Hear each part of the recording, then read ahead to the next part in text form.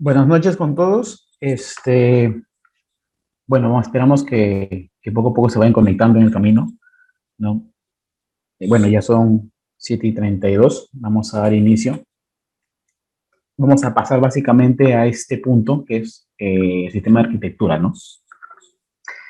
En un centro de datos, ¿no? En un centro de datos como tal, hay varios subsistemas, ¿no? Varios subsistemas. No solamente depende de uno, ¿no? Es cierto, a veces hay una equivocación, básicamente, que un data center puede solamente tener un sistema o un sistema mucho más importante que otro, ¿no? En sí, hay sistemas más importantes que otros, pero en sí todos son complementarios, ¿no? Uno funciona eh, en conjunto con otros sistemas, ¿no? Si bien es cierto, hay veces que nos enfocamos solamente en los sistemas que más afinamiento tenemos, ¿no? Pero como les dije de un inicio, es importante tener en cuenta todos los sistemas, tener al menos el conocimiento o el concepto general, básico y principal de los sistemas que quizás no conocíamos, ¿no? Por eso básicamente el centro de datos o data center o CPD, ¿no? En sí abarca, son varias áreas comprometidas de por sí y varios sistemas que involucran ¿cómo se llama? Este centro de datos, ¿no? Básicamente este tipo de tecnologías, ¿no? Tenemos como principio la parte de arquitectura, que básicamente tenemos la selección de sitio, planificación de espacio y la planificación arquitectónica, ¿no? Básicamente, ¿qué es lo que compone? La selección de sitio básicamente son las consideraciones que se tienen que tener en cuenta sobre la ubicación, ¿no? Dónde va a estar ubicado básicamente un centro de datos cuando se implementa desde cero. La planificación de espacio, más que todo, es físicamente, ¿no? Dónde va, en qué parte va a estar ubicado, ¿no? Cuáles son las consideraciones que se tiene que tener en cuenta para la distribución como tal del espacio, y la planificación arquitectónica ya va más al detalle, ¿no? Son consideraciones de dimensiones, alturas, ¿no? Algunas consideraciones de las bandejas, las tuberías, ¿no?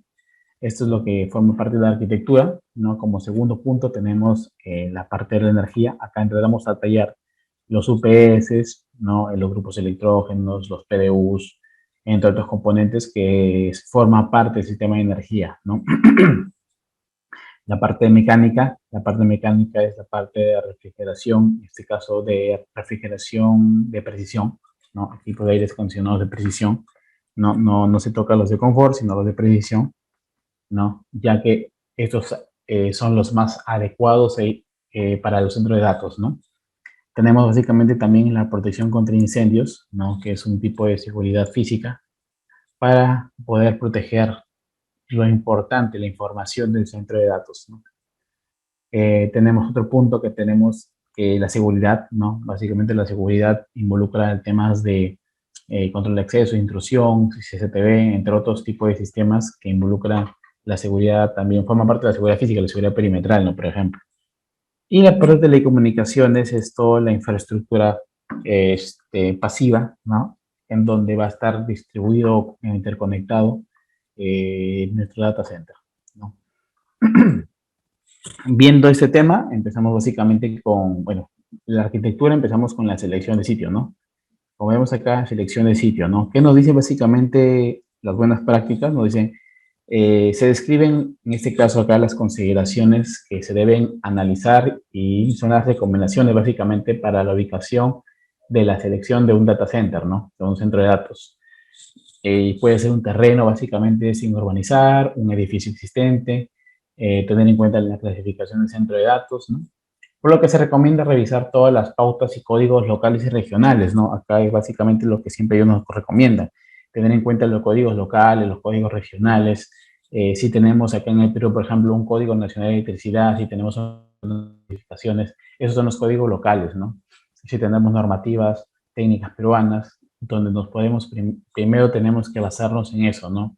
Y después, lógicamente, escalar a una normativa internacional, ¿no? Eh, la idoneidad de un sitio deberá determinarse mediante una inspección, lógicamente, se tiene que hacer una inspección, una visita, una evaluación, y se tiene que hacer todo un análisis de riesgos de ese sitio, ¿no? Son muchos procesos como tal para poder iniciar la ubicación del sitio, ¿no? En la evaluación básicamente de los riesgos, que es un análisis de riesgo del lugar, no se debe tener en cuenta algunos peligros, ¿no? Como peligros naturales, eventos humanos y eventos tecnológicos, ¿no? Son básicamente estos tres puntos importantes que se debe tener en cuenta cuando uno quiere ver la selección del sitio, ¿no? Tenemos, por ejemplo, los peligros naturales, ¿no? Los peligros naturales, como nos dice, son acontecimientos, ¿no? Que suelen ser eventos perjudiciales significativos y que pueden clasificarse como desastres naturales, ¿no? Eso básicamente son los peligros naturales, unos desastres naturales, ¿no? Dentro de esto tenemos las actividades sísmicas, ¿no? Las actividades volcánicas, los fuegos incontrolados, ¿no? Los terrenos inundables y los vientos, ¿no? Que básicamente son algunos desastres naturales que forman parte dentro de las recomendaciones, ¿no? Por ejemplo, en la actividad sísmica o terremotos como tal, ¿no? Es básicamente la presencia, se relaciona básicamente con la presencia de un volcán o una falla geológica, ¿no? En el suelo, los cuales pueden fluctuar de movimiento con un nivel mínimo de vibración que dure menos de un evento catastrófico a que dure más de 20 segundos, ¿no? Ocasionando graves daños o la destrucción, ¿no? Básicamente, si podemos ver en la imagen, acá este movimiento telúrico básicamente abrió básicamente la tierra, ¿no? Por ende, destruyó básicamente la parte de la carretera, la vida de las personas, ¿no? Y la parte material que es no solamente las carreteras, sino los vehículos, ¿no? O todo lo que estaba ahí, ¿no? Eso básicamente puede ocasionar una leve vibración como un evento catastrófico, ¿no? Y un evento catastrófico en 20 segundos debe ser demasiado, ¿no? Demasiado crítico, demasiado catastrófico, ¿no? Ahora, ¿por qué no tocan en nuestro centro de datos la actividad sísmica? ¿No? Siempre, ya sea en la TIA 942, en la DICSI, en la normativa, la 2237, que es INACAL, siempre está como peligros naturales este evento, ¿no? El sísmico, ¿no? Siempre lo tocan porque no solamente es importante cuando uno quiere certificar la parte operativa, ¿no? La ubicación de sitio, sino cuando uno quiere capaz hacer un nuevo centro de datos, ¿no? Hacer un nuevo centro de datos tiene que haber mucho este tema porque de nada sirve invertir en una implementación millones de millones cuando no se tiene ni siquiera en consideración estos puntos, ¿no? Este, sin embargo, sin embargo, algunas personas no lo tienen en cuenta, no tienen en cuenta, no tienen en cuenta estos hechos, ¿no? Eh, también puede pasar cuando son edificios existentes, ¿no? Cuando son edificios existentes hay que analizar también cuál sería el lugar donde se está instalando un centro de datos, porque básicamente es una inversión, ¿no? Es la inversión de todo tu equipamiento, de toda tu empresa, y si tienes sucursales, ¿no? Es importante empezar desde las bases, desde el inicio de la planificación, ¿no? De la ingeniería, ¿no? Por ejemplo, algunas recomendaciones que nos dan en un centro de datos, por ejemplo, para la parte antisísmica, en lo posible me piden evitar las áreas de actividad sísmica, ¿no? De no ser posible, se deberá emplear estructuras y apoyo de equipos sísmicos adecuados para cumplir o exceder los locales o los requisitos locales, ¿no? Acá la normativa me recomienda, ¿no? De posible evitar las áreas antisísmicas, o sea, si con tu análisis has visto que ese lugar es antisísmico, es sísmico, ¿no? Tiene actividad sísmica, que me dice la normativa de posible evitarlo, ¿no? O sea, si tienes la posibilidad de evitar esas áreas o construir en ese ambiente, evítalo, ¿no? Sin embargo, acá me da de no ser posible, o sea, me da la siguiente normativa, de no ser posible, se deberá emplear estructuras, ¿no? Cuando se hace un edificio, se construyen unas zapatas, ¿no? Lógicamente estas zapatas deben tener cierto grado o cierto nivel de soporte contra los sismos, ¿no? No solamente las estructuras, o sea, me refiero a las estructuras como tales del edificio, del lugar, y no solamente eso, sino internamente todo equipamiento del centro de datos debe tener apoyos de equipos antisísmicos, ¿no? Con la finalidad de cumplir los requisitos locales, ¿no? Si, por ejemplo, vemos esta imagen, ¿no? Acá tenemos gabinetes con una sala autocontenida y en la parte inferior vemos básicamente piso técnico, y estos de acá, lo que está en la parte inferior, son básicamente los soportes antisísmicos, ¿no? Acá están, más o menos estamos viendo eh, los soportes para los gabinetes, ¿no? Los soportes para estos gabinetes que deben ser antisísmicos. Sin embargo, hay soportes no solamente para los gabinetes, hay soportes para los grupos electrógenos, para los UPS, para los transformadores de aislamiento, ¿no? O sea, no solamente es netamente a los gabinetes, sino a todo el equipamiento como tal, para los aires acondicionados, para los evaporadores, para los condensadores, ¿no? En sí, es importante tener en cuenta dentro de su presupuesto estos soportes antisísmicos, ¿no? Que hay diferentes tipos de diferentes modelos, dependiendo básicamente de la carga, es cierto, ¿no? Por eso nos dicen, se deberá emplear soportes antisísmicos para todo el equipamiento del data center, ¿no? Acá solamente vemos en la imagen los gabinetes, pero como les digo, es en sí a todos los equipos como tal que están en el data center, ¿no? Los requisitos estructurales del edificio deben ser más rigurosos, ¿no? Lógicamente acá debe haber un estudio más riguroso, un estudio básicamente del suelo, ¿no? Y del análisis básicamente de tu estructura de tu edificio, que deben ser mucho más rigurosos porque estos edificios con estas estructuras antisísmicas deben tener un estudio mayor, ¿no? Un grado mayor, ¿no? Considerar un ingeniero estructural profesional, ¿no? Ese es el otro punto, porque en un centro de datos, en un data center, ¿no? Si bien es cierto, hay muchas especialidades, diversidad de especialidades, y una sola persona no puede ver todas las especialidades. Por eso cuando se lanzan procesos, no solamente en el Estado, sino en el sector privado, siempre te piden la experiencia, el currículum, básicamente los títulos de los especialistas, ¿no? De un ingeniero electricista, de un ingeniero civil, estructural, de un ingeniero electromecánico, un ingeniero mecánico, ¿no? De un ingeniero electrónico, de telecomunicaciones, un arquitecto, ¿no? Hay diferentes especialidades, ¿no? Por eso, eh, en un proyecto de una envergadura media o alta, ¿no? Donde involucran muchas especialidades como tal, deben tener profesionales con la experiencia en centro de datos, ¿no? Suficiente para poder llevar este proyecto. Sin embargo, debe haber uno que dirija la orquesta, ¿no? Debe haber una persona superior básicamente en el sentido de experiencia, que conozca la norma, que conozca las normas, ¿no? Que las haya aplicado, ¿no? Ojo que esta persona no solamente debe tener campo, no debe saber campo, sino debe conocer la normativa como tal, ¿no? Y aplicarlos haber aplicados a la realidad, ¿no? Por eso quizás para el jefe del proyecto, el gerente del proyecto de, un, de una consultoría para realizar expedientes, siempre ponen de cabeza a un ingeniero que tenga certificaciones dentro de datos, ¿no? Y lógicamente, posteriormente, pueden, pues, debajo están todos los profesionales que hayan tenido experiencia en centro de datos, ¿no? Porque me he topado con ingenieros electricistas, electrónicos, arquitectos que no conocen básicamente los centros de datos, ¿no? Es decir, conocen experiencia, pero no están afinados a los centros de datos.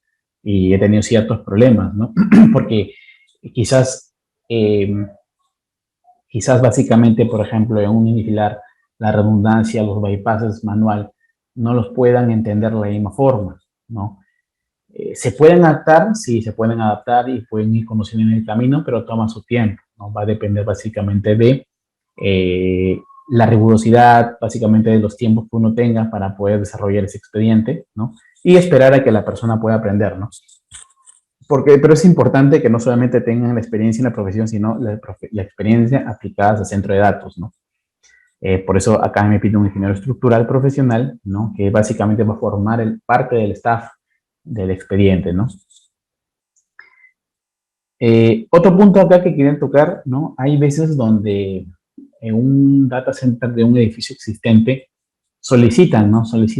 Exigen básicamente bases antisísmicas en todo el equipamiento, pero el edificio no tiene esos criterios antisísmicos, ¿no? Lógicamente, como nos comentaba un ingeniero del Colegio Nacional de Colegio de Ingenieros de, bueno, del Colegio de Arquitectos, ¿no? De Perú, no tiene mucho sentido, ¿no? Que tú coloques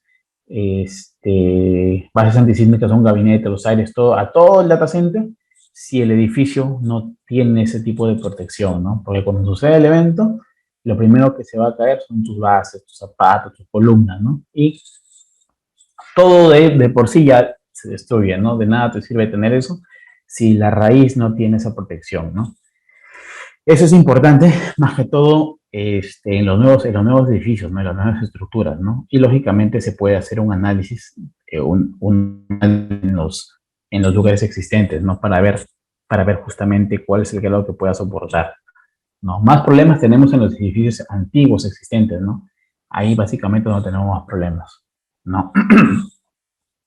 Bueno, viendo este punto, tenemos básicamente en la parte de selección del sitio, tenemos en la parte sísmica tenemos la escala de Ritter, ¿no? Es más conocido como una escala de magnitud total, es una escala logarítmica que asigna un número, ¿no? Para cuantificar lógicamente esta energía que se libera a un terremoto, ¿no? Cuando sucede este fenómeno, este, este suceso, eh, hace una liberación de energía y esto genera, lo ven como un número, ¿no? Lo cuantifican hacia un número, ¿no? Si lo pueden ver desde el nivel 0 hasta el nivel 7, ¿no?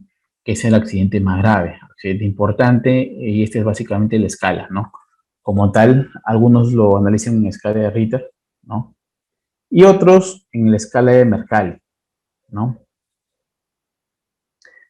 En la escala de Mercalli es una escala de 12 grados desarrollada para evaluar la intensidad de los terremotos a través de los efectos y daños causados a distintas estructuras, ¿no? Es similar, solo que el análisis hacia los dos lados es un poco diferente, ¿no? Es básicamente son similitudes. En el anterior son números y acá básicamente están dando por una intensidad, ¿no? En escalas, básicamente, si se dan cuenta, acá tenemos el número romano 1, que son las imperceptibles, hasta el número 12, que es el catastrófico, una destrucción total, ¿no? Esta es la escala de Mercalli. ¿Por qué les coloco las dos escalas? Porque cuando un proyecto se solicita, las vallas antisísmicas a veces las piden que le hagan un estudio de Mercalli, ¿no? De esas vallas antisísmicas que les pueda servir, ¿no? O sea, piden siempre y cuando estas sean probadas por escalas de Mercalli, ¿no? Un momentito, por favor.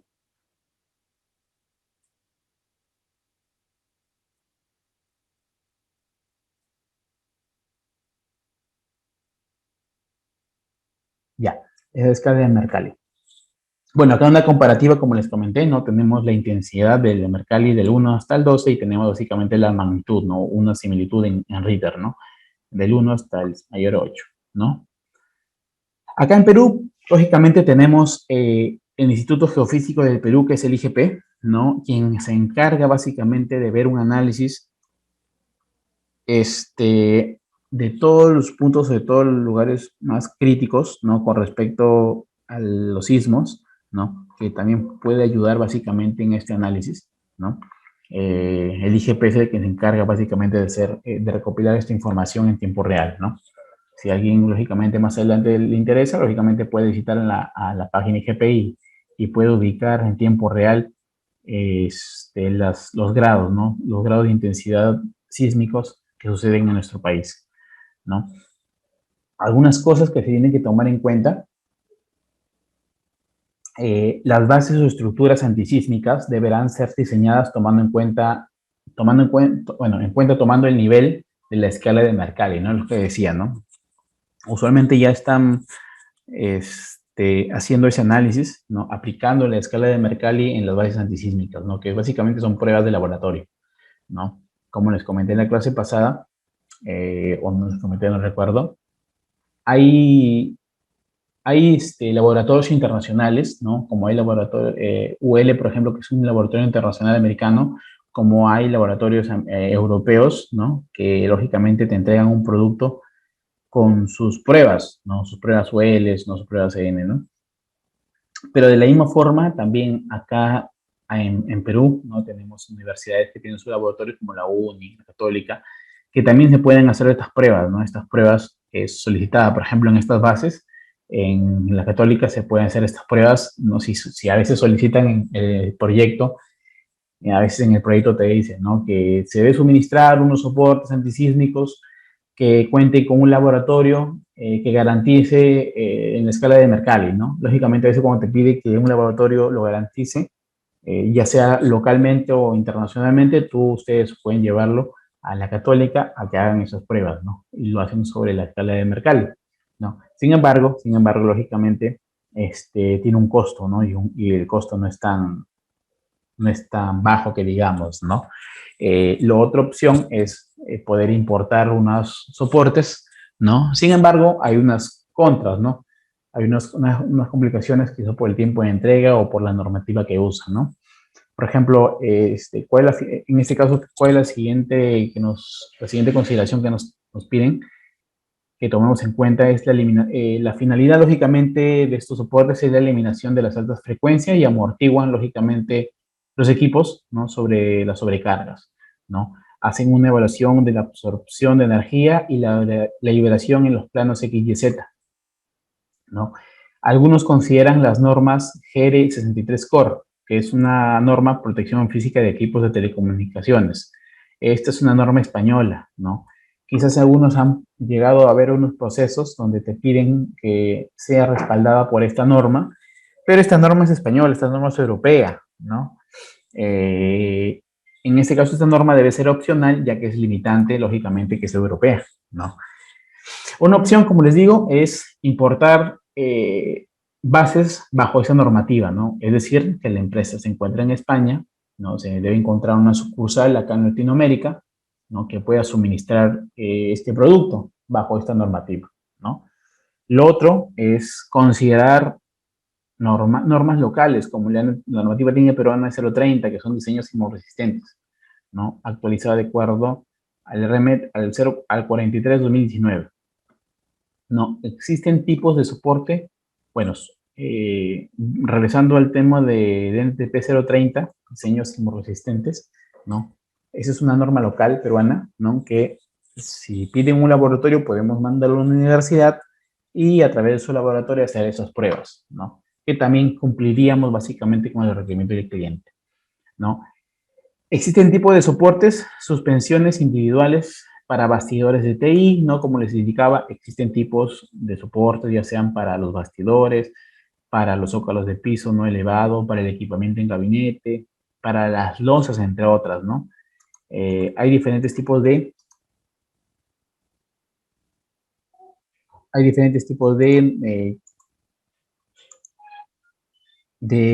soportes, ¿no? Para diferentes equipos como tal, ¿no?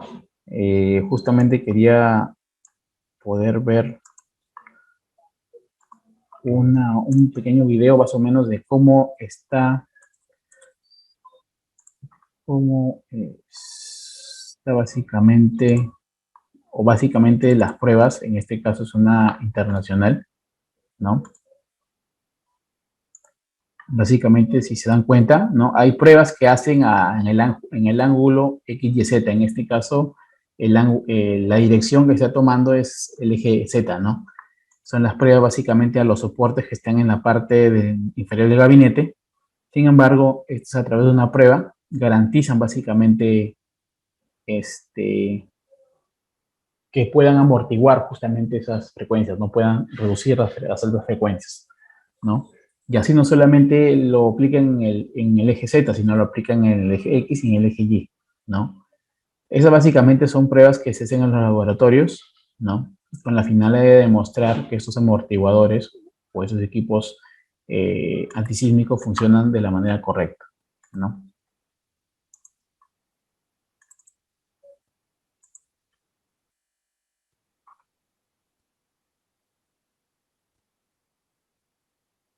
Bueno, acá un extracto de la normativa técnica peruana, ¿no? Donde estamos básicamente acá y dice peligro sísmico, categoría de sistema estructural, básicamente análisis estructural, ¿no? Forma parte básicamente de nuestra normativa local, ¿no? Otro punto que se debe tomar en cuenta es la actividad volcánica, ¿no? La actividad volcánica es otro peligro natural, ¿no? Que básicamente suelen encontrarse cerca de una falla geológica, ¿no? Estos volcanes presentan un riesgo adicional derivado de una erupción, ¿no? Básicamente, como vemos en la imagen, una erupción. Y, lógicamente, después de esto hay un flujo de lava, ceniza volcánico o inundación, ¿no? En los centros de datos deben situarse fuera del área de riesgo inmediata respecto a un volcán activo y es preciso obtener información local y evaluarlo, ¿no? Acá básicamente la normativa me dicen que sí o sí debo alejarme, estar fuera de ese área de riesgo, ¿no? Este riesgo inmediato, ¿no? No me dice como la parte sísmica, que la parte sísmica que me dice, sin embargo, que si es que no puedes, aplicas esto, ¿no? Acá no hay esa opción, ¿no? Tengo que alejarme de esta área sí o sí, donde las normativas me dicen que no tienes de otra y tienes que evaluar otra área para poder poner tu data center, ¿no? Lógicamente, de que puedas ponerlo, si quieres lo pones, ¿no? No te lo piden porque es normativa internacional, no hay nada que te obligue. Pero básicamente, si tú respetas las normas o conoces las normativas, básicamente no vas a colocarlo ahí, ¿no? Así tiene que ser un nuevo estudio de todo, ¿no? Porque si todo estaba planificado para poner un lugar cerca de una actividad volcánica, al final de cuentas no va a servir, ¿no? Porque el riesgo es muy latente, ¿no? En nuestro caso, INGEMET, ¿no? Que es Instituto Geológico Minero y Metalúrgico, es el que se encarga básicamente de realizar justamente esta recopilación de información de tiempo real, ¿no? En este caso acá vemos el volcán Misti, ¿no? El tipo de grado o la criticidad básicamente de los volcanes, ¿no? Eso lo pueden ubicar, lógicamente en INGEMET, el mapa de volcanes, ¿no? Los mapas de peligros. Tenemos básicamente los volcanes Nistis, ¿no? Los Ubinas, Amacaya, ¿no? Entre otros, ¿no? Donde también tenemos que tener en cuenta justamente para esta ubicación de sitio, ¿no? El fuego incontrolado es otro riesgo como tal, ¿no? Es otro peligro natural, donde nos dicen básicamente que estos incendios pueden propagarse fácilmente en 6.000 hectáreas o en un área mayor. Los incendios que ocurren a 80 kilómetros o a una mayor distancia pueden afectar la infraestructura de transmisiones de proveedores de acceso. Se deben tomar en cuenta la topografía de la zona, ¿no? Lógicamente, cuando uno puede instalar cerca estos centros de datos, ¿no? Ahí tienen que llegar proveedores de telecomunicaciones, proveedores de energía, ¿no? El suministro eléctrico y los proveedores de las telecomunicaciones, ¿no? Es ahí justamente dice que esto puede afectar bastante a la transmisión, justamente a la infraestructura de transmisión de estos proveedores, ¿no? Algunas recomendaciones que me indican básicamente que no deberían, el centro de datos no debería emplazarse en el límite de una zona de desarrollo urbano, ni cerca de estas áreas naturales protegidas. Para ello se debe consultar los antecedentes del proveedor de acceso en cuanto a las interrupciones del servicio debido a incendios, ¿no? Hay que tener en cuenta básicamente los antecedentes de los sucesos para poder tomar una decisión al respecto, ¿no? Otro punto es, si se coloca dentro de un área de riesgo moderado o alto, se debe contemplar el uso de rutas de ingreso redundantes, ¿no? Para conferir acceso al sitio tanto a los operadores como al personal de extinción de incendios, ¿no? Es decir, si vas a colocarlo dentro de un área de riesgo moderado o alto, debes sí o sí hacer rutas redundantes, 2, 3, 4 rutas redundantes para poder tener mayor acceso, no solamente a los operadores del personal, este, o sea, no solamente al personal como tal, ¿no? Ingreso personal como tal, sino al personal de los operadores de extinción de incendios, ¿no? Para cualquier accidente puedan acudir ante esa emergencia, ¿no? Se debe incluir en los planes de seguridad y recuperación ante desastres procedimientos detallados sobre evacuación y operaciones continuadas en caso sea necesario desalojar un sitio, ¿no? Acá, lógicamente, hay planes de seguridad, ¿no? Contra desastres, y dentro de esos procedimientos debe estar incluido justamente estas rutas redundantes, ¿no? Estos procedimientos paso a paso que se tienen que tener en cuenta, ¿no? En nuestro caso, el CENAMI es el que se encarga básicamente de ver el tema de la vigilancia atmosférica de incendios forestales, ¿no? Esos son los incendios forestales y tiene un análisis real básicamente de los lugares que pueden generar estos fuegos incontrolables, ¿no? Básicamente en este caso acá es sobre la selva del centro, ¿no? Acá vemos, por ejemplo, una fuente de la NASA, ¿no? Que a nivel mundial, ¿no? Acá está Perú y vemos básicamente cuáles son los puntos, los antecedentes de los desastres naturales que han habido, ¿no? Otro punto son los terrenos inundables, ¿no? Las inundaciones pueden ocurrir en numerosas áreas y en zonas en las que no suele haber flujo significativo de lluvias o nevadas al año, ¿no? Esto básicamente puede también traer un problema cuando hay cerca al mar o también puede estar conexionado con los terremotos, ¿no? ¿No? Hay un peligro de inundación como tal, ¿no? Eh, Lógicamente, si se tiene que tener en cuenta el sitio, debe tenerse en cuenta un lugar que no presente riesgo de inundaciones, ¿no? Derivada de llanuras, aluviales de ríos, ¿no? Lugares próximos a cuencas, a represas, donde hay lugares de tsunamis o fallas de diques, ¿no? El sitio no deberá estar dentro de zonas de inundación por tsunamis y peligros de aluviones, ¿no? Se deberá contar con múltiples accesos o carreteras cuya altura se encuentre sobre los niveles de inundación. Se deberá evaluar un estudio específico de inundaciones en todos los puntos, ¿no? Hay veces que hay que tener en cuenta que acá en Lima es altamente sísmico, ¿no? Y básicamente, si se coloca un data center cerca al mar, ¿no? O básicamente cerca, en este caso por el aeropuerto, ¿no? Por la Perla o lugares cercanos, se tiene que tener en cuenta un estudio sobre la inundación, ¿no? Sobre los tsunamis. ¿Qué pasaría? ¿Hasta dónde llega el grado de criticidad, ¿no? Para tomar en consideración esas instalaciones. No, lógicamente que si hay varios data centers cercanos al mar, ¿no? Sin embargo, la normativa sí me indica que se debe tener ciertas consideraciones, pero previamente hacer un estudio, ¿no? Un estudio específico. El CENAMI también ve el tema de zonas inundables, ¿no? En el Perú, ¿no? Es básicamente la zona de peligro potencial de inundación, ¿no? En este caso, SIGRID, que es un sistema de información para la gestión de riesgo de desastres, es un software que vamos a verlo al final de la clase o en las últimas clases para poder ver más o menos cómo se puede analizar, ¿no? Cada lugar, cada punto geográfico de nuestro país, ¿no? Otro punto son los vientos, ¿no? Los vientos como tal. Los vientos extremos originados por tormentas pueden afectar las operaciones de un centro de datos, ¿no? Los tornados, huracanes, ciclones, ¿no? Como tal. Algunas recomendaciones que me dan, la ubicación más conveniente deberá ser un área con vientos inferiores o iguales a 54 metros por segundo, ¿no? Esta normativa es una normativa española, ¿no? Sin embargo, acá tenemos que tener en cuenta básicamente las normas locales, ¿no? Básicamente quién es la entidad que hace este estudio, ¿no? De la velocidad de los vientos para lógicamente poder tomar una decisión. Acá me dice, por ejemplo, el centro de datos clase 2 debe diseñarse para cumplir con la categoría de riesgo 1 o para resistir como mínimo velocidad del viento de 16 kilómetros por hora, ¿no? En la parte 3, lógicamente, debe diseñarse para cumplir con la categoría de riesgo 2 o resistir como mínimo velocidades de viento de 32 kilómetros por hora.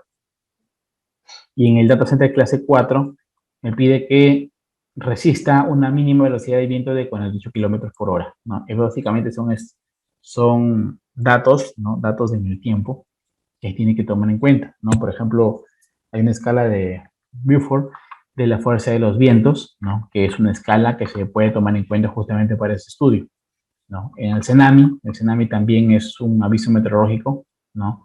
Que se encarga básicamente de dar esos valores de acuerdo a la ubicación geográfica, ¿no? Acá una noticia, por ejemplo, nos dice que el 2 de junio del 2020, CENAMI advirtió sobre la presencia de un ciclón que provocó un incremento de vientos a lo largo de las costas del Perú y Chile, con velocidades de 30 kilómetros y ráfagas superiores a 40 kilómetros por hora. Si se dan cuenta en esta fecha, han llegado a estas velocidades, ¿no? Los vientos, ¿no? Es poco usual, como nos dicen, es improbable que en el Perú, debido a las corrientes de Humboldt, haya estos vientos, ¿no? La cual, lógicamente, esta corriente modula las zonas costeras del país, manteniendo la temperatura del agua inferior a 27 grados centígrados, ¿no? Para que se forme un huracán en el Perú se necesita tener una temperatura de mar superior a 27, ¿no? Para que genere, lógicamente, la humedad y la inestabilidad en el océano y genere estos vientos, ¿no? Solo que en esta fecha hubo algo inusual y generó unos vientos altos, sin embargo, no está de más tener en consideración también el tema de los huracanes, ¿no? Otro punto son los entornos naturales. Los entornos naturales poseen su propia serie de riesgos como tal y tienen la capacidad de causar efectos perjudiciales en la operación o construcción del centro de datos. Por ejemplo, la estabilidad del terreno, ¿no? Que puede generar derrumbes. Esta inestabilidad como tal puede inundar lógicamente las estructuras, ¿no? Como tal el centro de datos. Deberán hacerse mediciones analíticas adecuadas, evitar el uso posible de suelos movedizos inestables y verificar que no exista contaminación subterránea, ¿no? Es importante tener en cuenta esta estabilidad del terreno para también ver la calidad del lugar del suelo en la que se tiene pensado hacer un centro de datos, ¿no? Otro punto es el agua subterránea. El agua subterránea está ubicado debajo de la superficie en los espacios porosos del suelo y en la fractura de las formaciones rocosas, ¿no? Básicamente acá se debe tener en cuenta una capa freática, ¿no? Lo más escasa posible, debería estar debajo de ductos de servicio. Considerar un área topográfica plana. Hay que hacer un estudio de aguas subterráneas elaborado por el ANA, ¿no? Que es una Autoridad Nacional del Agua, ¿no? Acá es un tema importante, ¿no? Las aguas subterráneas, el tema de inestabilidad del suelo, ¿no? Porque, por ejemplo, hace 2 semanas, ¿no? Estuvimos acá por Puno, ¿no? En donde estamos haciendo una infraestructura, ¿no? Para unas torres de telecomunicaciones, ¿no? Lógicamente, acá hay que hacer un estudio de suelos, ¿no? Lógicamente, las calicates y tienen que hacer un estudio de suelos para ver que no, justamente evite, no haya nada, no haya agua subterránea, ¿no? O sea, no haya problemas, porque lógicamente, ¿cuál es la finalidad del agua subterránea? Elevarse, ¿no? Subir a la superficie y esto daña la estructura como tal, ¿no? Cuando se hizo el estudio de suelos en ese momento, que lo hizo el cliente, nos entregó otra información, pero cuando se excavó, se encontró un lugar lleno de agua, ¿no? O sea, básicamente el estudio no era en el lugar donde se tenía o se estaba pensando construir, ¿no? Y se generó todo un problema, lógicamente, porque hubo una parálisis de obra, hubo un escalamiento básicamente de esta información para que se tomaran las decisiones, ¿no? Lógicamente los gastos generales estaban subiendo, hasta que se podía destrabar este problema, ¿no? Al punto que quiero llegar es básicamente tener en cuenta los estudios de suelo, ¿no? Para que nos puedan verificar y garantizar que no haya napa freática básicamente debajo del suelo, ¿no? Que en ciertas temporadas puede estar bajo y en otras temporadas quizás de lluvia se pueda subir, ¿no? Imagínense que su estructura está inundada en una piscina, ¿no? Eso es desastroso, ¿no? Porque lógicamente afecta estructuralmente como tal esa construcción, ¿no? Por eso hay que tener en cuenta justamente esa napa freática. Lo mismo me pasó en el aeropuerto de Cusco, ¿no? Que se hizo calicatas, ¿no? Para hacer una, una ductería subterránea de sistemas de media tensión, ¿no? Se hicieron calicatas en una época de baja lluvia, ¿no? Lógicamente no se encontró nada, pero también se hizo las calicatas en el tiempo de lluvia alta, ¿no? Y básicamente tú excavabas y encontrabas agua por debajo del suelo, ¿no? Y cuando llovía, lógicamente esto se elevaba, ¿no? Y salía. Y lógicamente cuando tú hacías los buzones para sistemas de media tensión, ¿no? Que son buzones de 2x2, 2.5 por 2.5, disculpe, ¿no? Era un manhole, ¿no? Donde entraba lógicamente una persona, eh, y tenía lógicamente el sumidero, ¿no? En este caso no lo tenía, porque si ponían su sumidero, el agua por ahí salía, ¿no? Eso quiere decir que la profundidad básicamente del agua era tan alta, ¿no? Que puede llegar a la superficie tranquilamente, ¿no? Lógicamente ahí era complicado hacer una estructura, ¿no? De que se podía hacer, ¿no? Porque hay elementos donde quizás hacen construcciones debajo del mar, ¿no? Sin embargo, los materiales son mucho más costosos, ¿no? No son los convencionales que siempre se acostumbra a usar, ¿no? Sino son mucho más costosos y esto puede estar fuera del presupuesto, ¿no? Por eso se tiene que buscar otras opciones. Otro punto son los relámpagos, ¿no? Se prefiere sitios con una tasa de relámpagos igual o inferior a 10, al número 10, ¿no? Las áreas con una tasa de relámpago igual o inferior a 0.6 se consideran libres de relámpagos, ¿no? Es importante este valor, que sean iguales o menores a 0.6, se consideran libres de relámpagos, ¿no? Sin embargo, se prefiere sitios menores a 10, ¿no? Pero si está a 0.6 es perfecto, ¿no? Y considerar estudios del CENAMI, ¿no? Otro es el ELAT, que es un grupo de electricidad atmosférica, entre otros entidades que hacen estos estudios, pero localmente tenemos el CENAMI, ¿no? Otras consideraciones es la calidad del aire, ¿no? La calidad del aire. Con respecto a los relámpagos o los rayos o los truenos, hay que tener mucho en cuenta el tema de protección eléctrica, ¿no? Los sistemas de expuestos a tierra, los sistemas de protección cuanto sobre tensiones, los sistemas para radios como tal, ¿no? Hay algunas cositas que se deben tener en cuenta al respecto, ¿no? Las consideraciones, por ejemplo, la calidad del aire, ¿no?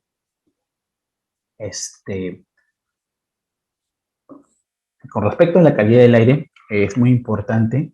Va en sí depender de qué quieres hacer con la calidad del aire, ¿no? Por ejemplo, si tú usas un sistema free cooling, ¿no? El tipo de refrigeración free cooling, debes sí considerar el tema de la calidad del aire, porque este ciclo que hace entre el aire externo y el aire interno, va a dar resultado a la eficiencia, ¿no? De tu sistema de refrigeración. Si el aire de afuera no tiene una calidad adecuada, el equipo que tú elijas o que se pueda elegir mal, por esa mala calidad va a afectar a tu eficiencia de refrigeración, ¿no? Y quizás no solamente el tema de refrigeración, sino, por ejemplo, grupos electrógenos que también necesitan inyección de aire, ¿no? Entre otros componentes que necesitan justamente esta circulación del aire, ¿no?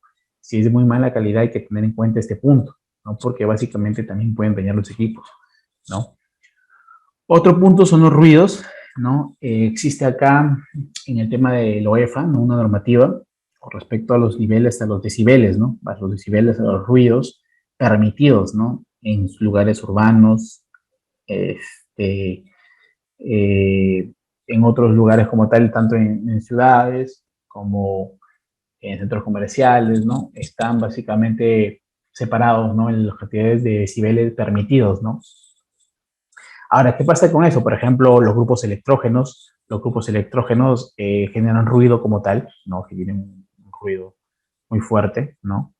Una solución acá, lógicamente, es insonorizar, cerrar, poner paneles acústicos, ¿no? Lógicamente, con un equipo, lógicamente, tú puedes analizar este ruido, ¿no? A cierta distancia, tú puedes saber cuál es el ruido en decibeles que está emitiendo y si cumple con la norma, ¿no? Y tú puedes sustentar básicamente eso, ¿no? Quizás no solamente el ruido del grupo, sino el ruido de los compresores también, ¿no?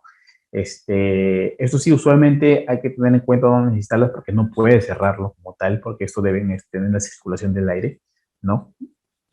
Pero hay que saber dónde instalarlas para que los niveles de ruido no sean tan altos, ¿no? En este caso, los compresores tienen un nivel de ruido bajo, más son en sí los grupos electrógenos, por ejemplo, ¿no? Pero sí, para evaluar esto, hay que tener en cuenta el equipo que analiza el ruido, ¿no? En decibeles para ver si está dentro de los parámetros permitidos, ¿no? En el tema de las pendientes de los terrenos, también hay que tener en cuenta, ¿no? Los terrenos, los desniveles como tal, ¿no? De los terrenos y hacer una nivelación, lógicamente, cuando es un proyecto nuevo, ¿no? El otro punto es la altitud, ¿no? La altitud, como les comentaba al inicio, ¿no? O en las primeras clases, la altitud eh, afecta como tal la eficiencia del equipo, ¿no? La altitud, me refiero a esto, va tomando en cuenta de la altura, ¿no? No es lo mismo tener un equipo a 1000 metros sobre el nivel del mar, a tener a 3000, a tener a 4500, ¿no? La eficiencia de cualquier equipo, de cualquier componente, se va a reducir, ¿no? Por básicamente tener una mayor altitud. Lógicamente que los equipos son fabricados para cierta altitud, Por ejemplo, hay equipos que son fabricados para una altitud máxima de 3.500 y después de esos 3.500 su eficiencia se va reduciendo en 1% cada 100 metros. O sea, cada 100 metros, después de esos 3.500 metros, cada 100 metros se va reduciendo el 1% de la capacidad nominal del equipo, ¿no? Hay otros equipos que son fabricados a los 1.000 metros sobre el nivel del mar. Igual, cada uno su eficiencia se va perdiendo por cada 100 metros 1%, ¿no? Va a depender de qué equipo, de su fabricación, ¿no? De la cantidad que pueda soportar a cierta altitud, ¿no? Y básicamente cuál es la función, ¿no? Que va a representar el equipo, ¿no? Hay veces que se nota que los equipos están sobredimensionados o se pueden sobredimensionar. Quizás tú necesitas un grupo electrógeno de 30 kilowatts en condiciones normales, pero en altitud quizás necesitas un equipo de 60 kilowatts, ¿no? Por poner un ejemplo.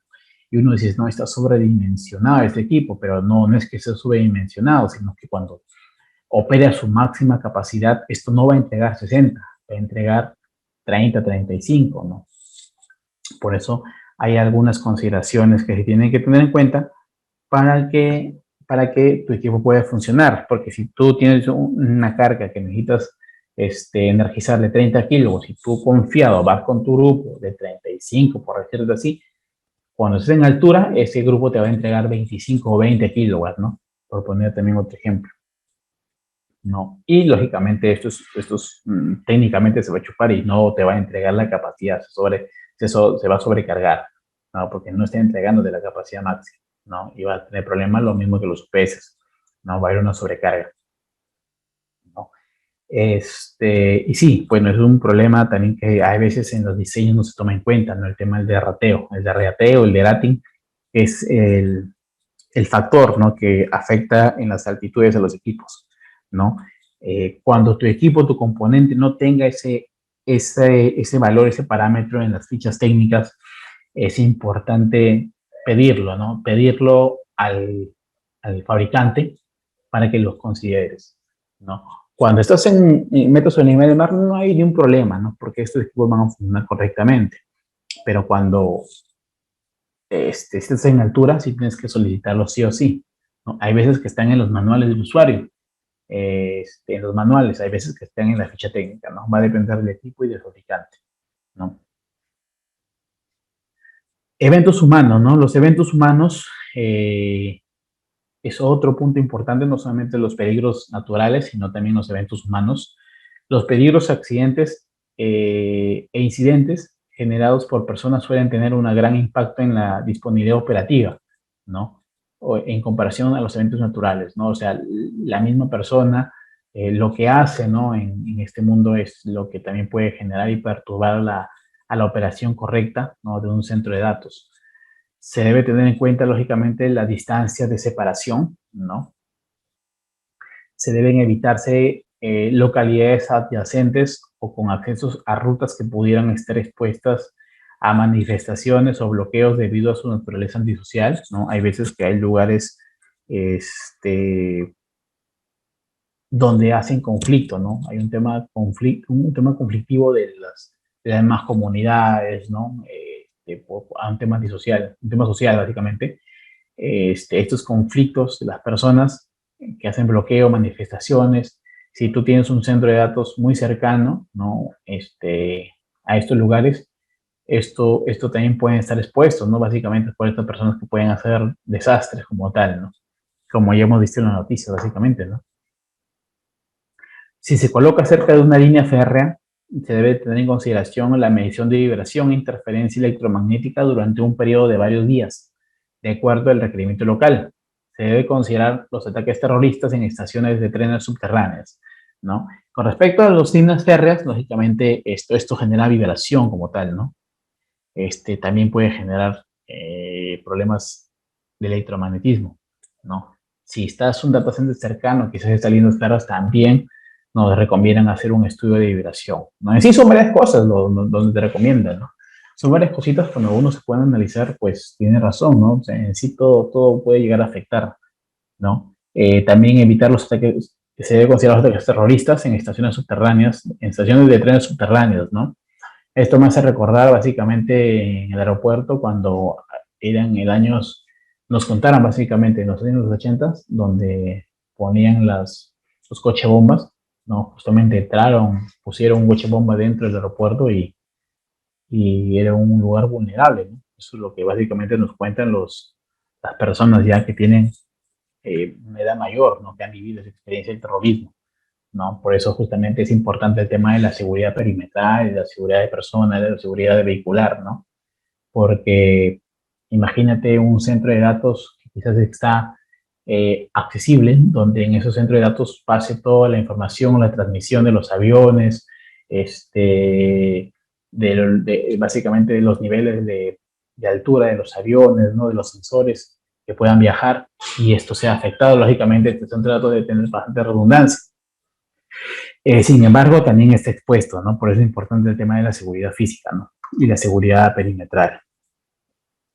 Acá algunas distancias, ¿no? Unas tablas de algunas distancias a considerar, por ejemplo, hay que tener una distancia mínima de 8 kilómetros de los aeropuertos, de las centrales químicas de 8 kilómetros, de las centrales eléctricas convencionales también de 8 kilómetros, de las gasolinerías, ¿no? De los puertos, de las gasolinerías a 1.6 kilómetros, de los puertos, ¿no? A 3.2, de las redes de transmisión eléctricas a 1.6, de los lagos, de los diques a 3.2, de las estaciones transmisores de radio y televisión a 5 kilómetros, de las vías férreas a 1.6 kilómetros y de las instalaciones meteorológicas o de radares a 5 kilómetros, ¿no? Son las distancias mínimas que nos recomiendan no solamente la DICSI, la TIAN 942 también nos recomienda básicamente, y también hay una tabla donde la TIME también nos recomienda básicamente las distancias mínimas que se tienen que tener en cuenta sobre los elementos cercanos o que puedan generar perturbaciones, ¿no? Después de esta distancia está todo perfecto, está todo bien, ¿no? Con respecto a la ubicación y acceso al sitio, ¿no? Hay unos accesos a vías públicas, ¿no? Que nos dicen que los edificios no se deben quedar lo suficientemente cerca de la carretera, ¿no? Esto es una carretera, básicamente, ¿no? A fin de evitar posibles accidentes de tráfico, ¿no? Los choques, los accidentes de tráfico, con el fin de un posible accidente de tráfico que pueda causar un contacto vehicular con la estructura del edificio o cualquier componente del data center provocando daños perjudiciales o incendios, ¿no? Otro punto es que el sitio debe estar dentro de una distancia razonable de 3.2 a 16 kilómetros respecto a una autopista u otra carretera principal, ¿no? Básicamente, esas son las distancias mínimas que se tiene que tener en cuenta para un centro de datos, ¿no? Con respecto a las propiedades adyacentes, se debe construir lejos de otros edificios e instalaciones que puedan presentar riesgos de incendios o provocar daños si llegaran a colapsarse. Por ejemplo, acá puede estar tu centro de datos y acá puede estar, imagínate, la planta de manufacturera, ¿no? Eh, Lógicamente acá hay instalaciones donde pueden presentar riesgos quizás de incendio, otros riesgos latentes que puedan afectar a tu centro de datos. Por eso es preferible construir lejos de edificios que puedan presentar esos lugares adyacentes, ¿no? La siguiente lista tiene un mayor potencial de afectar las operaciones, ¿no? Por ejemplo, los recintos militares, las estaciones de policías, los hospitales y las plantas químicas, ¿no? Eh, Esos son básicamente. Otro punto, por ejemplo, los centros de datos existentes o redundantes, ¿no? Considerar el factor distancia respecto al centro de datos principal. La distancia debe determinarse mediante el uso del sitio principal, ¿no? Por ejemplo, ¿no? Si estamos acá en la ciudad de Lima y tú tienes un data center principal, ¿de qué te sirve poner un data center redundante acá en Lima? No, no tendría ningún sentido, ¿no? Porque si acaso sucede un terremoto en Lima, ¿no? Tu principal y tu redundante, lógicamente, se van todo el tacho, ¿no? O sea, se destruyen todo.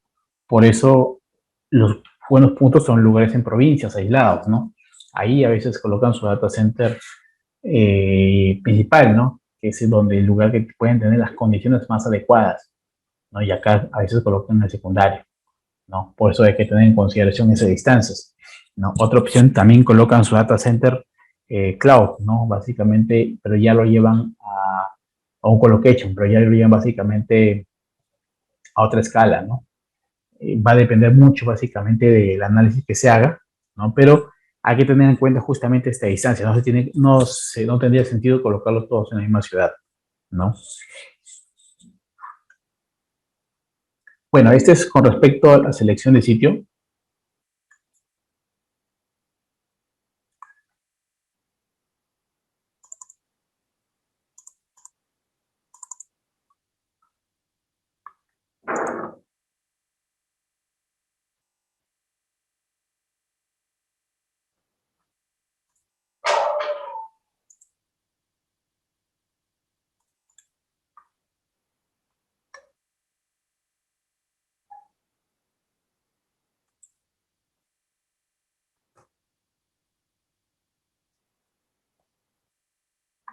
Bueno, ya hemos visto básicamente la selección de sitio, ¿no? Ahora vamos a ver el tema de la planificación de espacio, ¿no?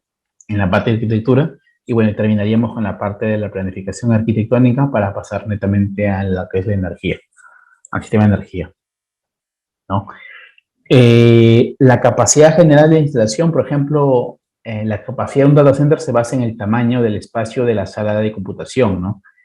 Eso ya, bueno, sabemos que depende de su sala blanca, o de su sala donde están los gabinetes. Eh, Esto nos dice en cuánta más o menos es la capacidad de un data center, ¿no? Mientras más grande tu sala blanca, mayor capacidad es tu data center, ¿no? Mayor capacidad tiene tu data center. Y no me refiero a una sala vacía, ¿no? Sino una sala con gabinetes, con gabinetes llenos de servidores y de switches, ¿no? Porque hay veces que tienes data center con mucha área, con una distribución de gabinetes, pero en su gran mayoría son vacíos, están vacíos, ¿no? Quieren proyectarse, proyectarse más adelante, pero pasan 2, 3, 4, 5 años y nunca se proyectan, siguen vacíos, ¿no? Quizás haya sido una inversión en vano, ¿no? Además de los sistemas de energía y climatización por unidad de espacio de piso de la sala de computación, ¿no? O sea, no solamente va a tener su sala blanca, sino su sala de apoyo, que son la sala de energía y climatización, ¿no? Con respecto a la capacidad del data center. Se debe determinar un equilibrio entre necesidades de espacio y capacidad, ¿no? O sea, hay que tener en cuenta muchos criterios con respecto a los espacios y la capacidad, ¿no? Como les decía hace ratito, he visto data centers que son muy grandes, tienen sala blanca, un área muy grande, con gabinetes quizás llenos, pero vacíos, ¿no? No hay mucha relación un data center con redundancia que tiene una proyección de una gran potencia, pero al final pasan los años y nunca se llegan a llenar esos gabinetes, ¿no? Por eso no hay mucho equilibrio entre el espacio y la capacidad, ¿no? Eso es lo que nos quiere decir. Básicamente, que dependerá del tipo de sistema de TI y telecomunicaciones que respaldará el data center. Esto es para nuevos diseños o al modificar un espacio existente, ¿no? Algunas recomendaciones para planificar la instalación en general, ¿no? Se debe tener en cuenta lo siguiente. Diseñe lógicamente para adecuarse a una carga definida N, en un área definida, ¿no? Ya sabemos que eh, la N básicamente es nuestra necesidad, ¿no? Need, ¿no? Nuestra necesidad, este, la necesidad a la que queremos energizar, a la que queremos darle redundancia, a la que queremos refrigerar, ¿no? Es básicamente nuestra carga TI como tal, es nuestra necesidad, ¿no? Por eso debemos diseñarnos enfocados a nuestra carga TI. Siempre, antes de cualquier diseño, debemos saber cuánto es la carga TI, ¿no? Y en la carga TI no solamente está el existente, sino está la proyección. ¿Cuántas son tus proyecciones? Quizás los tengas en porcentajes, quizás lo tengas como una probabilidad, ¿no? Todo eso, la carga actual y la carga futura va a ser nuestra carga TI. Sobre esa carga TI, ¿no? En kilowatt, podemos empezar a diseñar, a proyectarnos en todo el data center. Todo va a depender de eso, ¿no? Si no tenemos claro cuál es nuestra carga TI, no vamos a llegar a buen horizonte, no vamos a poder tener claro cuál es la carga del data center, cuál es la distribución correcta, ¿no? Considerar las plataformas actuales y futuras para servidores y almacenamientos, ¿no? Lógicamente la tecnología va avanzando, ¿no? Las aplicaciones, ¿no? La parte de software avanzando. ¿no? Es importante estar a la vanguardia y dar la tecnología actual, ¿no? En servidores, ¿no? Que quizás usan la virtualización, son más modulares, ¿no? O más compactos, disculpen, más compactos, y donde ya los antiguos servidores ya van quedando desfasados, ¿no? Por eso es importante tener en cuenta las plataformas actuales y la tecnología como tal, ¿no? Considera la expansión física del edificio, ¿no? En este caso es muy complicado cuando son áreas existentes, ¿no? No se puede ampliar físicamente el edificio porque a veces te dan una sola área. Sobre esa área tienes que diseñar, ¿no?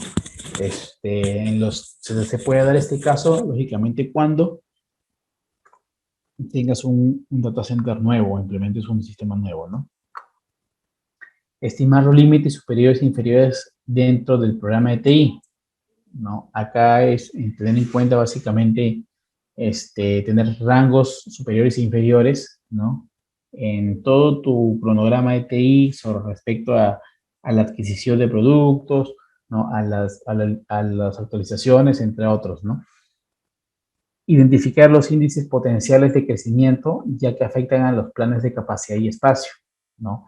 Estos índices potenciales de crecimiento es básicamente el porcentaje de crecimiento, ¿no? La reserva, ¿no? Si básicamente te proyectas para cierto porcentaje, pero en el camino sucedió otras cosas, es que hubo algo, un error, ¿no? Y lógicamente esto va a afectar a que tu espacio de data center necesite más gabinetes, necesite más UPS de mayor capacidad y ya no tengas espacio, y por eso quizás necesitas ampliar la sala, hacer trabajos civiles, trabajos de la arquitectura y básicamente es nuevamente hacer una remodelación, ¿no? Esto toma tiempo y es un costo, ¿no? Es importante tener, justamente identificar estos índices de crecimiento, ¿no? Hay veces que no se sabe este índice de crecimiento y le dan un porcentaje, ya, dale un 20%, te dicen, dale un 30%, ¿no? Y lógicamente esto al final es algo que ya no se va a usar o quizás nunca se va a usar, ¿no? Defina los segmentos en los cuales se va a desarrollar el data center entre la construcción inicial y la construcción final, si no se desarrolla a plena capacidad desde el principio, ¿no? Acá hay que tener en cuenta básicamente de planificación desde la construcción inicial hasta la final, un tema de seguimiento, ¿no? Básicamente con el desarrollo de toda la ingeniería, ¿no? Definir e incluir en el programa de TI los presupuestos de gastos operativos y de capital, tiempo de construcción, pruebas y puestas en servicio, ¿no? Ese es básicamente el capítulo anterior que no lo hemos tocado, lo vamos a ver al final, ¿no? Con respecto a la a la planificación del proyecto como tal, ¿no? Al diseño, a la implementación del proyecto, ¿no? Pero ¿qué te dicen? Básicamente que en tus presupuestos de TI, los presupuestos anuales, ¿no? Se debe tener en cuenta básicamente los gastos operativos, ¿no? Y de capital, los gastos en que vas a incurrir a contratar personal para que puedan operar tu data center, ¿no? Porque a veces uno no lo puede hacer todo, ¿no? Y tienen que contratar a personal, capacitar y todo para que puedan operar el data center y estar ahí quizás un 24%, ¿no? Hay que tener en cuenta también desde el inicio el tiempo de construcción, las pruebas, las puestas en marcha y un punto adicional acá los mantenimientos, ¿no? Que forman parte de todo tu presupuesto anual, que forman parte del programa de TI, ¿no? Algunos no colocan esto y después tienen problemas para hacer los mantenimientos de su centro de datos, porque dentro de su presupuesto anual o dentro del presupuesto de su programa de TI no lo han incluido, ¿no? En el caso del sistema de energía, ¿no? Nos indican básicamente acá que se deben incluir espacios para alimentadores eléctricos. Se deben incluir espacios para alimentadores eléctricos, conductos y uso de barras colectoras. Con respecto a esto, ¿no? Lógicamente los alimentadores eléctricos son los circuitos, los cables que van a interconectar nuestros UPS a la carga final, ¿no? Hay que tener en cuenta básicamente los espacios, ¿no? Las bandejas donde van a ir colocados los conductos, ya sean ductería, ¿no? Y uso de barras colectoras, ¿no? A veces hay que usar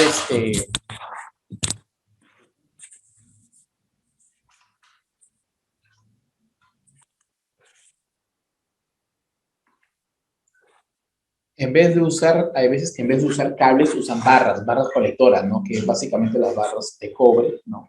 Que son unas barras especiales que ya no lo usan en cableado, sino lo usan a través de barras y básicamente es un tema de optimizar espacios. No, sin embargo, estas barras son caras y soportan una capacidad de corriente mucho mayor, ¿no? Imagínate, por ejemplo, transmitir a través del cable una corriente de 1500 amperios, 2000 amperios, que traducido en cables, en alimentadores eléctricos, eh, son, imagínate, 6 circuitos de 3 cables, ¿no? Imaginen 6 circuitos de 3 cables, son 18 cables más las tierras que tienen que pasar por ahí. Y en vez de usar eso, usan barras, ducto barras, ¿no? Ducto barras, ya no usan los cables, sino unas ducto barras, que son básicamente un juego de barras aéreas que soportan toda esa capacidad en vez de cablear, hacer un cableo eléctrico y pueden usar tranquilamente eso, ¿no? Sin embargo, estas ductobarras, aparte que son costosas y se usan para corrientes de mayor capacidad, para capacidad de mayor corriente, ¿no? Deben ser instaladas por personal calificado, ¿no? Básicamente por un tema de la instalación, del conectorizado, ¿no? Del torqueo, ¿no? Básicamente de tus barras conectoras, ¿no? También se tienen que tener en cuenta los espacios, ¿no? Incluir espacios no solamente para alimentadores, para conductos, para barras colectoras, sino para tipos de UPS, ¿no? Las tecnologías de UPS, si es tipo torre, si es tipo raqueable, ¿no? Si es las dimensiones dependiendo de la capacidad, ¿no? También se tiene que tener espacios para la necesidad del sistema de energía redundante, ¿no? Si van a haber 2 UPS, si van a haber 2 tableros, para espacios de reemplazo y áreas de servicio, ¿no? En sí son áreas que se tienen que tener en cuenta sobre los espacios de cada uno, ¿no?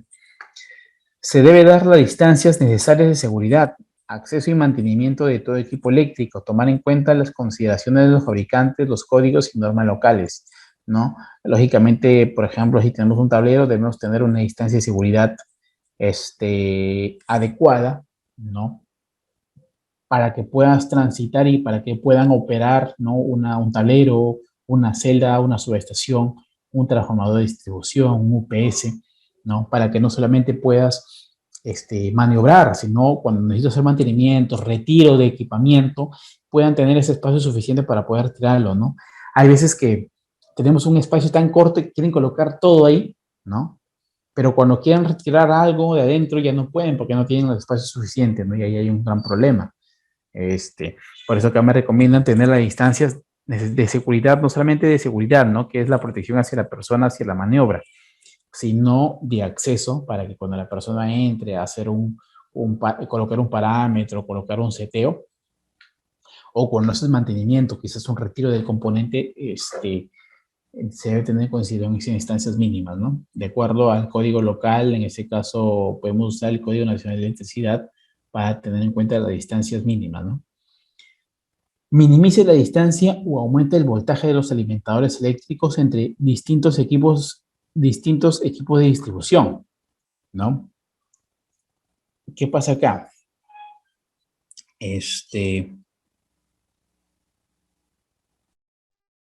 Cuando tenemos una tensión, ¿no?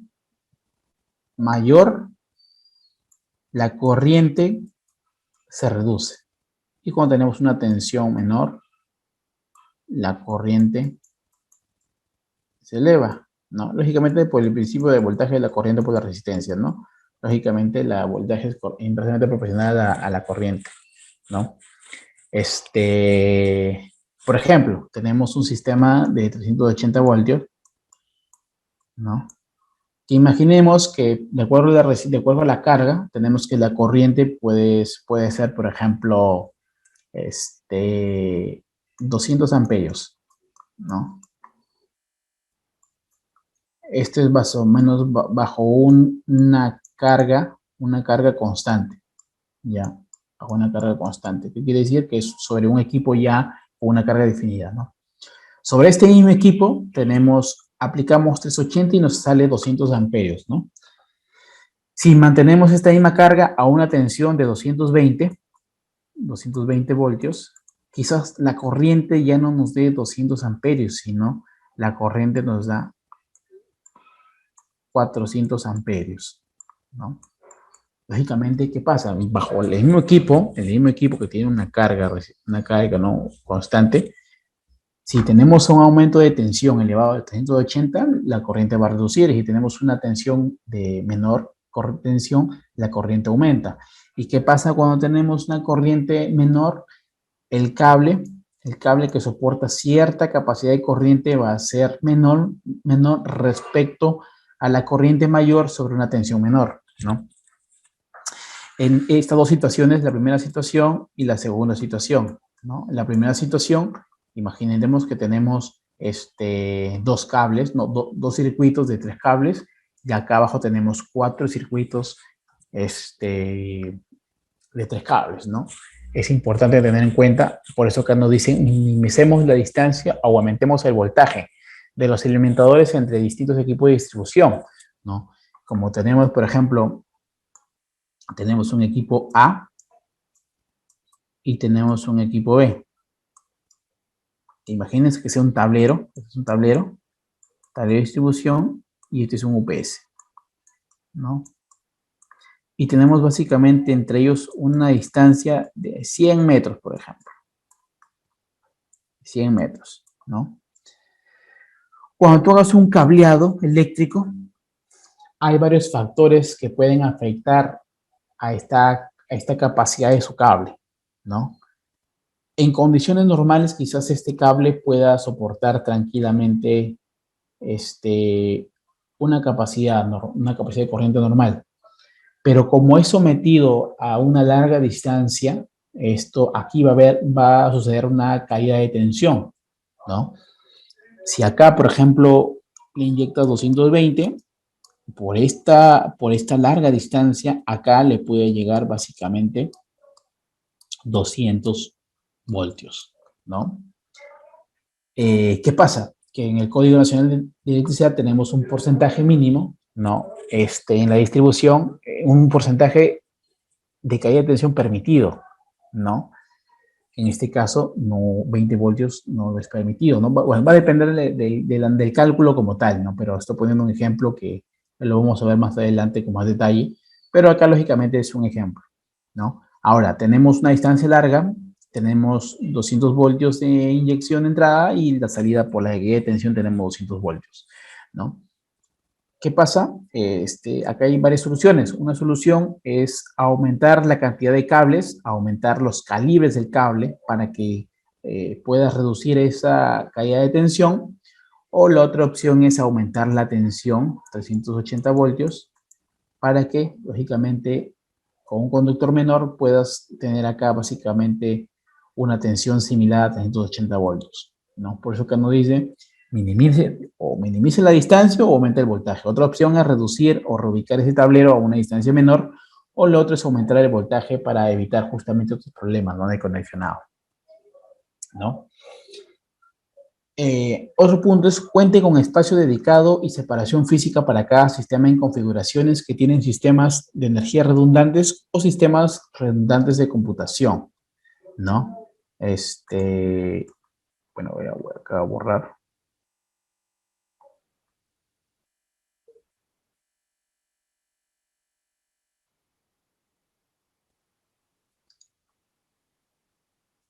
Ya, ¿qué me dice?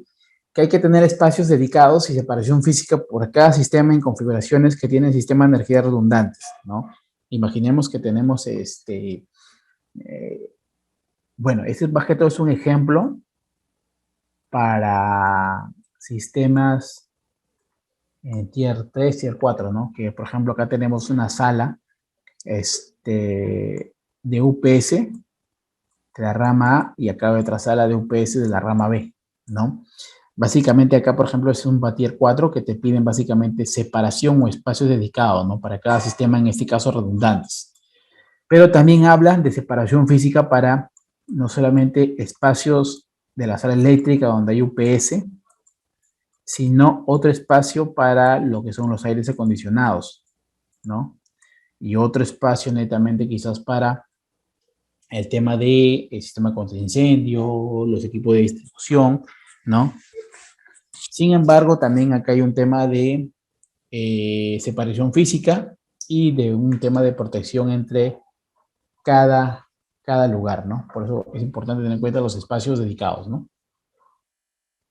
Deben instalarse subsistemas de los sistemas de distribución, equipos de distribución principal, equipos de distribución de generador, UPS y baterías, dentro de las salas eléctricas dedicadas, ubicadas fuera del espacio de la sala de computación, separados por una pared cortafuego, ¿no? Que me dicen, por ejemplo, nosotros tenemos acá una sala blanca, ¿no? Esta es la sala blanca donde hay varios gabinetes, ¿no? Varios gabinetes, ¿no? Que nos recomienda básicamente que dentro de las salas eléctricas dedicadas, ¿no? Que tenemos unas salas eléctricas dedicadas, salas eléctricas, eh, los equipos, los UPS, los grupos electrógenos deben estar fuera del espacio de la sala de computación, o sea, fuera de esta sala. Por eso tenemos una sala dedicada, ¿no? Pueden haber UPS, pueden haber tableros, ¿no? Todo, pero deben estar separados justamente de estos aires, ¿no? En cierto data center he visto donde hay UPS como dentro de la misma fila, ¿no? Dentro de la misma fila. Que también se puede hacer, sí se puede hacer, pero ya no cortaría, ya no sería parte de una certificación o de una redundancia, porque básicamente en requisitos de ciertas certificaciones te piden justamente que los UPS estén dedicados en otras salas, ¿no? Quizás esto puede cumplir un clase 2 o un tier 2, ¿no? Por ejemplo, ¿no? Pero ya para niveles mayores, superiores, sí te piden salas dedicadas, ¿no? En este caso, como se muestra acá, ¿no? En otros casos también he visto aires acondicionados dentro de la sala blanca, como aires acondicionados en su sala dedicada, ¿no? También puede ser un tema también de protección, ¿no? Porque básicamente cuando entren el proveedor de mantenimiento de los UPS, la idea no es que entre a tu sala blanca y que esté expuesta toda tu información hacia esos proveedores, ¿no? Sino que esté una sala dedicada y que netamente tengan acceso a esa sala dedicada de aires, de UPS, ¿no? Porque hacer mantenimiento acá puede afectar cualquier cosa a todo tu equipamiento TI, ¿no? O puede generar malversaciones o cualquier tipo de problema de seguridad, ¿no? Por eso también otro punto que se puede tomar en cuenta es un tema de seguridad, no de acceso, no de ciertos proveedores a que estén muy alejados de la carga TI, ¿no?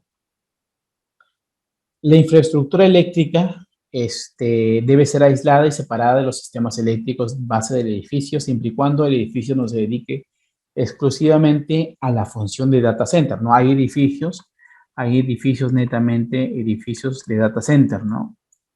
Como los que hemos estado desde el inicio de la norma, se dedican netamente a edificios dedicados al data center. Imagínense el primer piso, el data center, el segundo piso, el tema del monitoreo, en el tercer piso, una conferencia y así, ¿no? Pueden haber varios pisos o un edificio netamente dedicado a ese centro de datos, ¿no? Así como el Google, por ejemplo, tiene su propio edificio, ¿no? Así como lo tiene Alcalá y Telefónica también tiene su propio edificio de data center, ¿no? Claro, también, ¿no? Bueno, ¿qué me dicen? Básicamente que cuando el edificio se dedica a esto, no hay ni problema porque tú tienes una sala eléctrica, pero cuando el edificio se dedica quizás a otro rubro, a oficinas administrativas, y acá dentro del primer piso está la sala eléctrica del edificio, ¿qué te dice? Que la infraestructura eléctrica del data center debe ser aislada y separada de los sistemas eléctricos del edificio, de este lugar. O sea, debe haber una sala eléctrica, si lo pones en el segundo piso, debe haber una sala eléctrica del data center, ¿no? Dedicado a aislado del edificio principal, ¿no? Tienen que ser salas separadas y aisladas, ¿no? Siempre y cuando no se dedique exclusivamente al data center, ¿no? Porque si se dedica netamente al data center, solamente con una área eléctrica es suficiente, ¿no? Este, con respecto a las líneas de red de servicio eléctrico, ¿no? Hay sistemas que son entrada única y vía única, ¿no? La línea de red de servicios eléctricos independiente y equipos de distribución relacionados deben ubicarse en un espacio dedicado que quede adyacente o cercano al espacio de distribución eléctrica del centro de datos principal, ¿no? Básicamente acá me hablan sobre la línea de red, básicamente del proveedor debe ser independiente, entonces por eso es entrada única y vía única. En la parte de entrada única y vía doble, la línea de red de servicio eléctrico independiente y equipo de distribución deben ubicarse en un espacio dedicado que quede igual y de igual distancia entre o cerca de los espacios de distribución eléctrica doble. No, acá habla justamente de distribución eléctrica doble, no que hay redundancia, por eso habla de vía doble, de centro de datos principal. Y la entrada doble y vía doble básicamente es cuando la línea de red de servicio eléctrico independiente debe ubicarse en un espacio dedicado o separado entre sí, ¿no? Tenemos básicamente dos lugares, ¿no? Ya están separados entre sí, ¿no? Están separados entre sí. El espacio A de la entrada del servicio debe ubicarse adyacente al espacio A de la distribución eléctrica, ¿no? Básicamente acá hay un espacio de distribución eléctrica netamente de la rama A, y acá hay otra área de distribución eléctrica de la rama B, ¿no? Son adyacentes básicamente. Ya que si existe una catástrofe afecta a uno y no debiera afectar al otro, ¿no? Si acá existe una catástrofe y hay un cortocircuito y una explosión, este sistema separado queda, ¿no? Porque solamente te piden adyacente en el área de distribución y básicamente el área de la concesionaria, ¿no? El sistema eléctrico. Lo mismo pasa en la rama A, ¿no?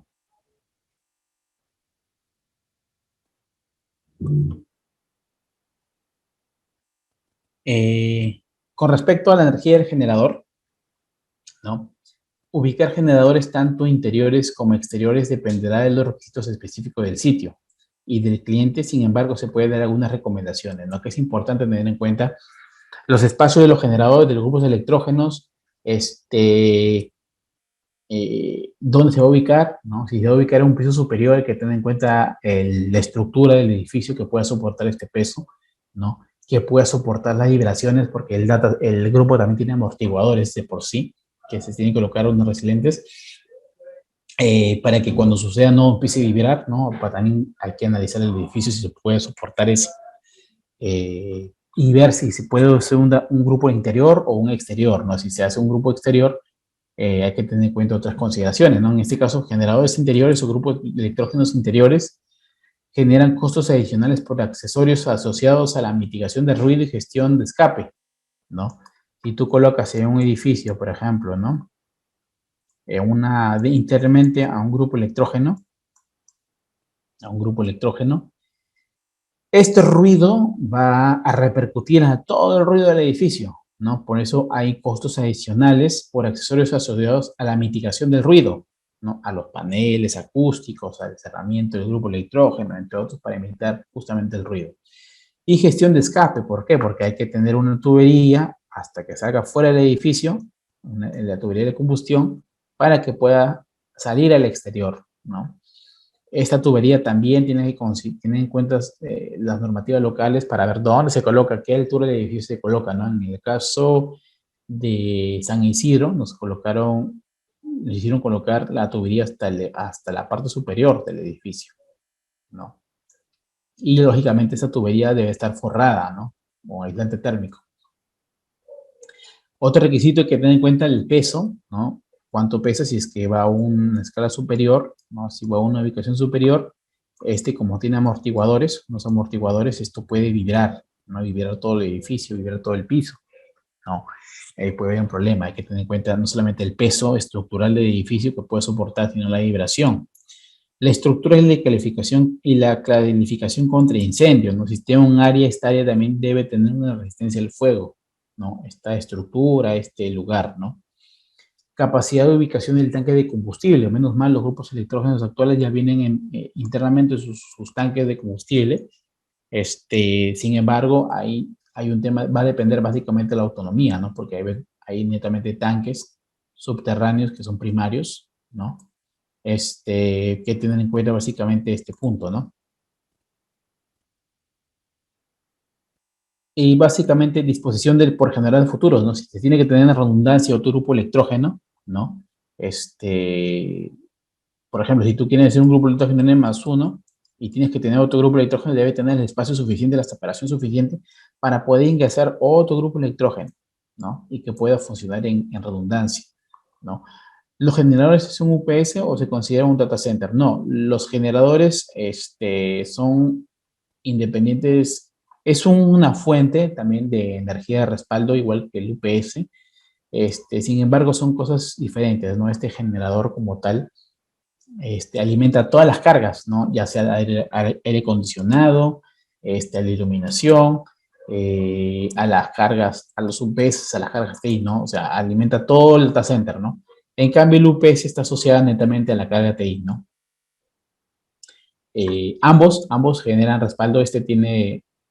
Este, este genera energía a través, lógicamente, del combustible, y el UPS almacena energía, ¿no? A través de sus baterías, ¿no? Son equipos diferentes, pero complementarios, ¿no? Hay un tema básicamente de tiempos, ¿no? Con respecto a los generadores exteriores, hay que considerar mayor exposición al daño físico del clima, ¿no? Ya no hablamos básicamente de un edificio, sino el grupo electrógeno que está afuera, ¿no? Que está expuesto al ambiente. Quizás se repercute más cuando está expuesto a la lluvia, al granizo, a la polución, entre otros. Hay que considerar una mayor exposición porque a veces se coloca básicamente una malla metálica como protección, ¿no? Y básicamente un techo para proteger justamente el grupo electrógeno. Pero también hay grupos electrógenos que son IP67, que tienen una protección adicional para exteriores, para el polo, para la humedad, ¿no? Requisitos nuevamente para el peso, la vibración y la calificación contra incendio. Lógicamente depende de dónde va a estar ubicado, qué tan cerca de un edificio está ubicado. La capacidad, lógicamente, igual de su tanque de combustible, consideraciones de energía para operar fuera de la red, ¿no? Restricciones de calidad de aire o mitigación de ruido, de la misma forma, cuando esté expuesto, esto va a estar al ambiente expuesto y hay que tener en cuenta los ruidos. Y también la calidad del aire, como le dije en su momento al inicio, porque netamente también tiene un lugar donde hay esa inyección de aire, ¿no? Y es de su ciclo de vida como tal, ¿no? Se debe considerar el uso de casetas, ¿no? En este caso, como dije, la caseta de protección.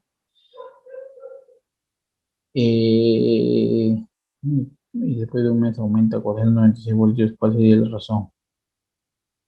En este caso hay que ver justamente, a ver, en un UPS su voltaje de batería es de 405 voltios y después de un mes aumenta a 497. Bueno, hay que ver, primero se puede ver el tema de los rectificadores, ¿no?